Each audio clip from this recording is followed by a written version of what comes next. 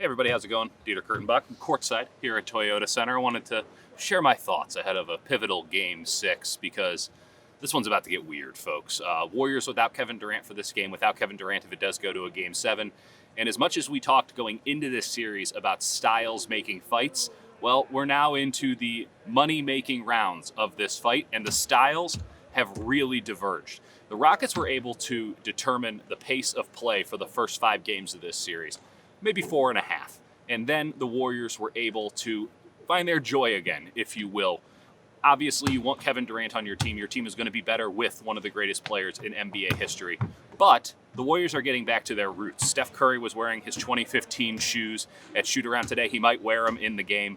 The Warriors know they're throwing it back to the high pick-and-roll style that won them their first championship in 2015 and 73 games in 2016. Now, it's also the style that the Cleveland Cavaliers exploited in the later games of the 2016 NBA Finals, which brought about the Kevin Durant signing in so many ways. The Warriors needed something else other than the high pick and roll to beat switching physical defenses, and that's exactly what the Houston Rockets provide.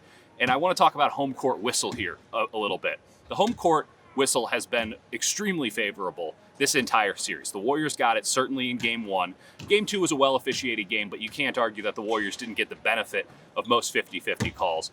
And then once the Rockets got home court here in Toyota Center for Games 3 and 4, you saw the physicality get ramped up a little bit more.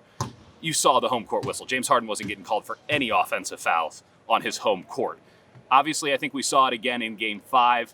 Game 6, we should expect the Rockets to get most judgment calls, if you will. You can expect the Rockets, who want to play an extremely physical brand of defense, to be allowed to do that on their home court. And that's where the Warriors are going to have some trouble if they're not able to establish a heavy up and down pace early in this game. Because if the Rockets are able to hold and grab and tackle off ball, well, then the Warriors don't really have an offense then, do they? And we've seen that so many times in this playoffs already where in that situation, they just give the ball to Kevin Durant. There's no Kevin Durant in this situation. They have to go with the number one option. The Warriors are a team, before Kevin Durant showed up, that got all of their stuff off ball. The Rockets are a team that gets all of their stuff on ball. And it's just going to be a really fascinating juxtaposition here tonight that ultimately might be decided by how much the referees want to let go and how much they're going to call.